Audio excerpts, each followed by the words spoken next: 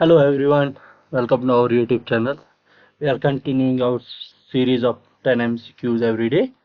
So आज हम politic के 10 MCQs लाए आपके लिए जो अपकमिंग जेके एसएसबी एग्जाम्स में हेल्प करेंगे. So let's get started.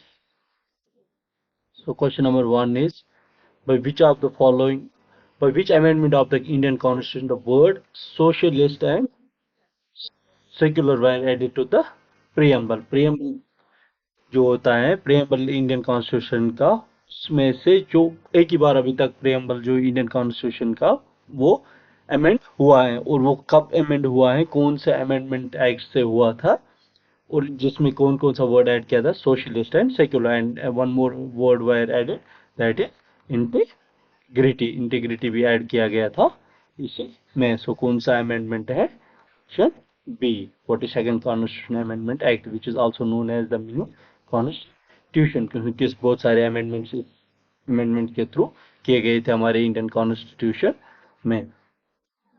So question number 2 क्या है?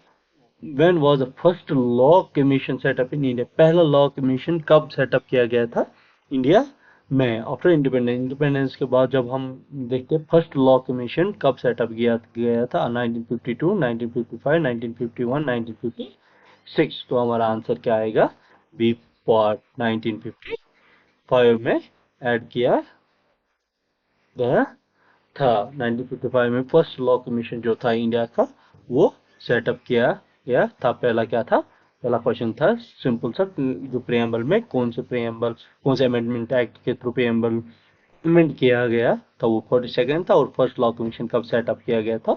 1955 में. और क्वेश्चन नंबर 3 क्या है? Which who among the following drafted article 370 of the Indian constitution of India? Article 370 के बारे में आप सब लोग जानते ही होंगे, और इनमें से कौन सा था जिसने वो ड्राफ्ट किया गया था आर्टिकल 370? ए पर Jawaharlal Nehru, D Raghubar Das, and C Gopal Swami Ayyangar, and D पर क्या? B R Ambedkar. B R Ambedkar जो था वो ड्राफ्टिंग कमेटी के चेयरमैन थे.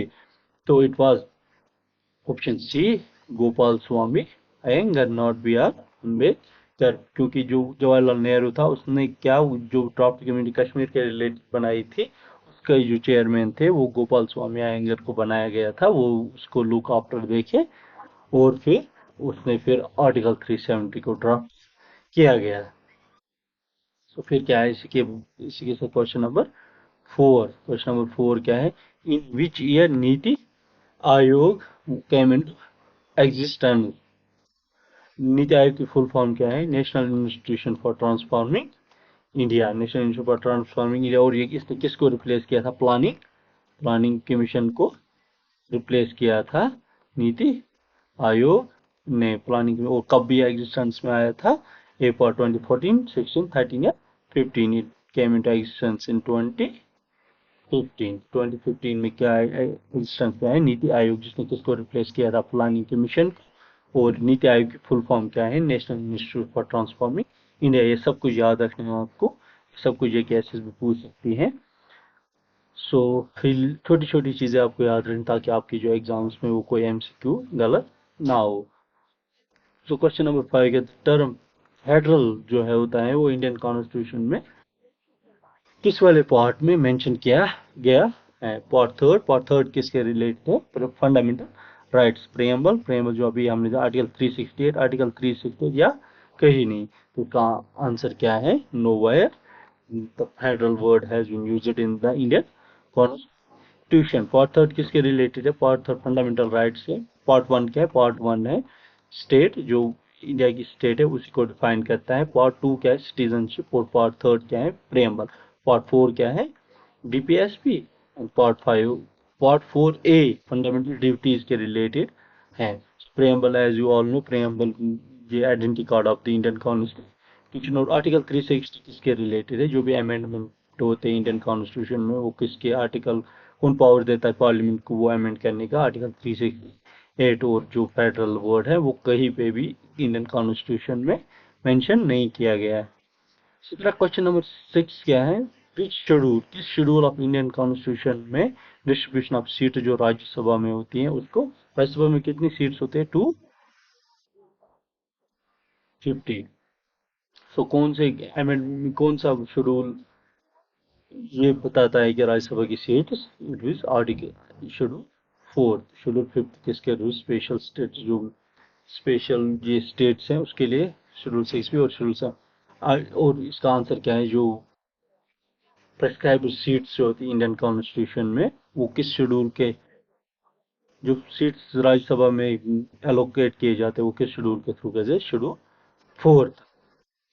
इसी तरह क्वेश्चन नंबर 7 क्या है, under which article can be individual move to, किस आर्टिकल के through individual direct supreme court जा सकता है कि मेरे जो फंडामेंटल राइट्स है उसको वायलेट किया गया है। Article 31, article 31(2), article 31(3), article 31(4), it is article 32।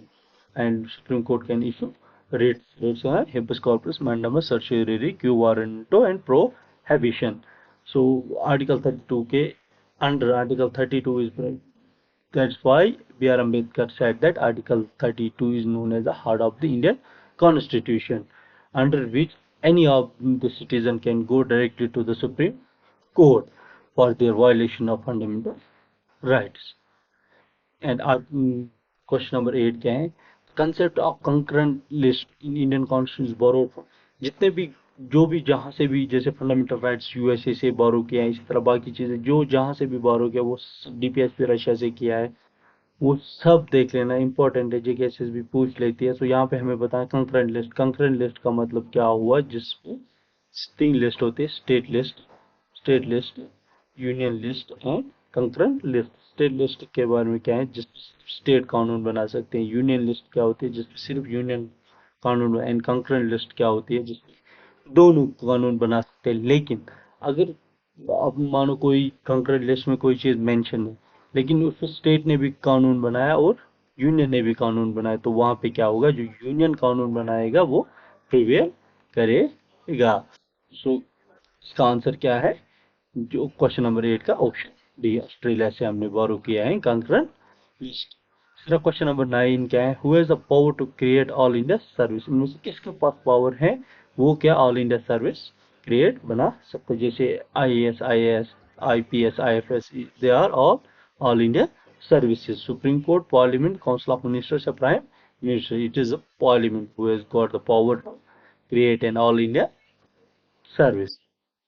Sir question number 10 most important question है, बहुत ही अच्छा क्वेश्चन है। 73rd कॉन्स्टिट्यूशन अमेंडमेंट एक्ट किसके रिलेटेड है, panchayati raj, foreign exchange, finance commission या RBI, it is related to the Panchayati Raj system, option A. And 74 constitution amendment act किसके related है, इट इज रिलेटेड म्युनिसिपैलिटीज। सो ये थे आज के 10 क्वेश्चन। सो मेंशन करते रहना अपनी नोटबुक में, या तो नोटबुक में मेंशन करो या तो 2-3 बार वीडियो देख लो। So it will help you a lot. और आपकी प्रैक्टिस, जब भी आप पॉलिटी पढ़ो तो साथ साथ ये क्वेश्चंस प्रैक्टिस करते रहो। Do share and subscribe our YouTube channel. Thank you.